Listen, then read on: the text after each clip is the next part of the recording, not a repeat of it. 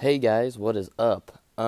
So it has been 5 months since I've done a video on my truck build, and I know I needed to keep you guys updated, but I just been really busy working on it and school and sports and whatnot. But let's see, I'm trying to think what have we done to it. So last time I was talking about the rear end, getting it mounted, and we got it permanently mounted. So the rear end's all in there. We put all these weights on it.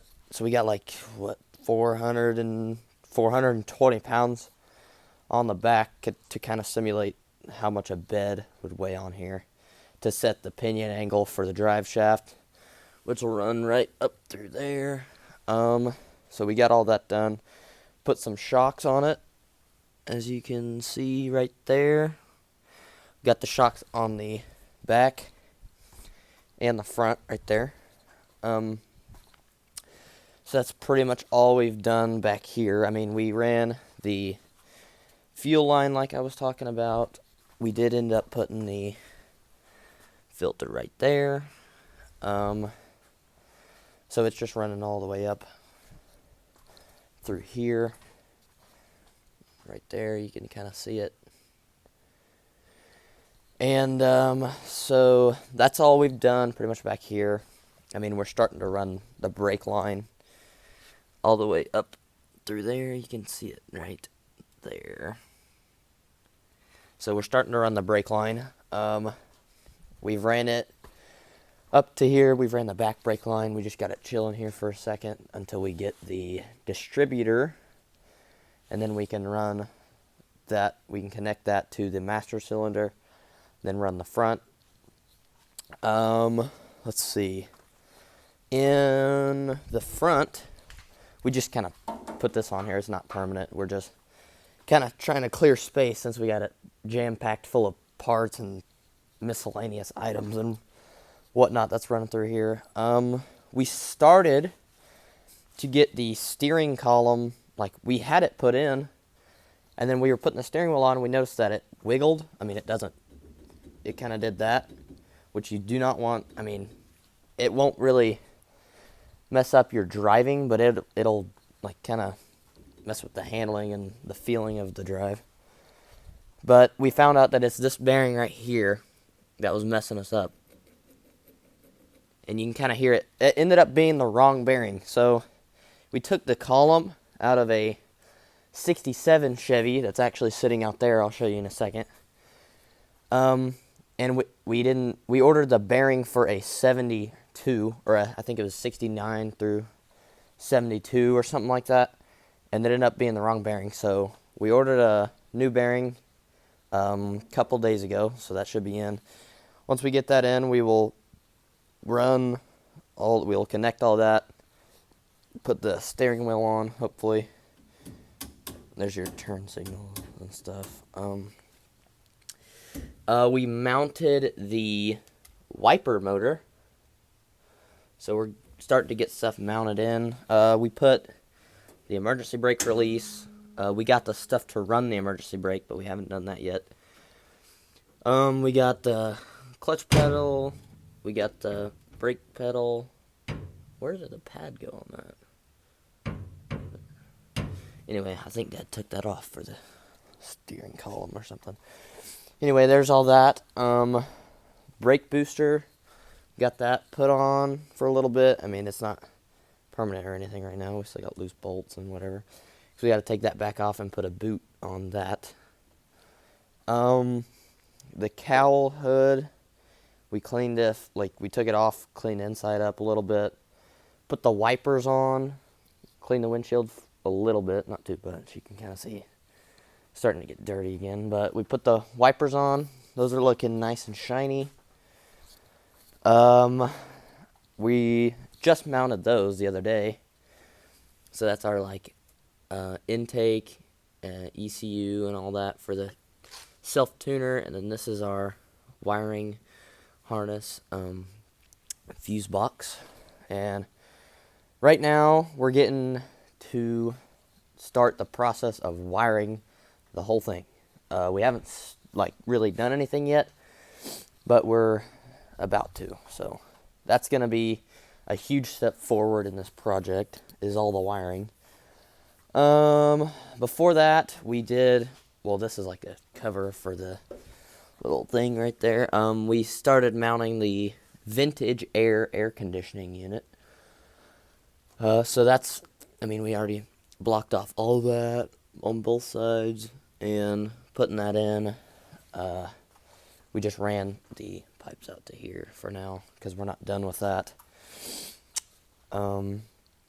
What other stuff? We have begun to put Dynamat in there, which is just like the sound deadening stuff, the Dynamat. Got the dimmer switch in there for the little dimmer switch. That's pretty much, I think I covered everything. The cab, the cab is not on permanently. It's just kind of sitting in there. We still got to adjust it once we get everything. We won't have to take it back off. We'll just have to adjust the cab and then tighten up the bolts. But we got the Dynamat in there. We got a bunch of parts over here. Let's see if I can show you that. There's the American. We're putting the American Auto wiring harness thing in there. Bunch of parts. Bunch of stuff. So we still got a lot to do there. The rest of the vintage air things that we haven't ran yet. I can't decide whether I want to put the blue covers in or the black. Or not the covers, the little air conditioning deal right here. Oh wait, that's the wrong side. Dang it, that's the wrong side. But I can't decide whether I want to put blue or black, so we'll have to decide that. We still got to order the controls for the AC, like the face thing that would go right there. Cab's not on permanently. This thing actually sits pretty low, if you can see. So the camera's at my head height right now, and I can look on top of the roof. We are gonna fire this thing up today, I think, just to get some stuff flowing through there, get stuff, keep it nice and, maintained. Don't want anything to get all sludgy in there. I think I pretty much covered everything. So, yeah, I got everything interior we're doing. We're gonna finish the rest of the Dynamat probably pretty soon, I would guess. We're gonna buy a bed probably, well, beds are expensive, so I don't know when we're gonna buy it, but that'll be in the future. We still got to get the condenser for the AC, radiator, all that fun stuff. But wiring is our number one priority right now. Once we get all that done, we'll get everything mounted in here, put the glove box deal on. We'll get all the, I don't know when we're going to put the radio in, but I did get Dakota Digital VHX gauges, and I will show you that when I go back inside. But that was my Christmas present, so I got Dakota Digital VHX gauges. Those look pretty nice. I'll try and put a video I took of them just sitting in there. We just sat them in there to see what it'd look like, and they are pretty sharp. My steering wheel that I got, I'll show you that too. It's a Forever Sharp steering wheel. It looks pretty nice. It's just the black on black with the Chevy emblem on the horn button. And yeah, it's coming along slowly but surely. Hopefully we can get it done in 6 months, because that's when I turn 16 and I'll be able to drive this bad boy. So it doesn't look like much now, but in the future it's gonna look pretty sweet. So that's all of that for the truck. And now I'll go outside and show you the parts truck that we've been using as kind of a template for this. So I'll go show you the parts truck. Right, so here is the parts truck. It is raining a little bit outside right now. But It's a 67 Chevy. Got the small back glass on there. We just took the cowl hood off to kind of see what which side the wipers went on, since we didn't know. This thing had been sitting in a field for 10 years, and we brought it here and we actually started it right up. Oh, there it is, I think. There we go. It actually started right up and we drove it actually down the driveway there. But that's what that looks like. So there's not much. We're not gonna keep any of that. We're just kind of using it as a template to see where everything goes, how it all hooks together, and whatnot. So there's that. Just the hood. I thought I'd show you, just in case y'all were curious. I don't know if I can get this door open or not because they're so... Oh, there we go. There's what that looks like. We were just pulling parts out of here that we could use and whatnot, just miscellaneous items. We did use a steering column. That's a big part of it. I think... No, we're not. Never mind. So, there's the parts truck. I honestly can't believe it actually ran. But, yeah. There's the parts truck. And then here's the step side bed that was originally going to go on my truck in there. But I don't like step sides, and we're actually selling this.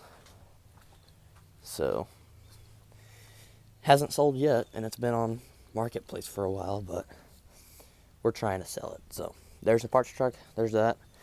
And now I'll go inside and show you guys the parts that I got for, like, the steering wheel and the Dakota Digital gauges. Okay, so here is the steering wheel. It's the black on black with the Chevy emblem on the horn button. It's a forever sharp steering wheel. Really nice build quality. And whenever we did put the column and stuff together, the parts fit right on.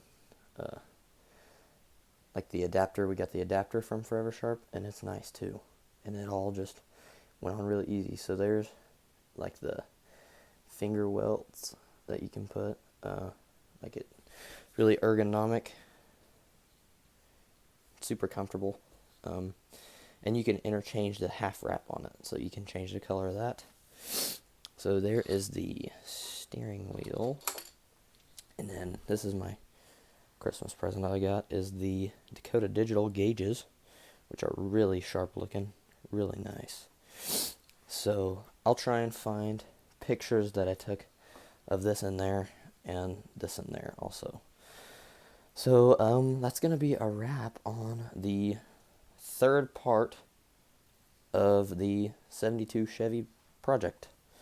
Hope you guys enjoyed it. I will try for real this time to keep you updated here in about another month or two probably. So look out for that video, and thank you for watching. Okay guys, so I found a couple pictures of the Dakota Digital gauges laying in the truck. Here's one. It's kind of hard to tell. The second one is much better. I couldn't actually find pictures of the steering wheel in there though. But that's what the gauges look like, and thank you for watching.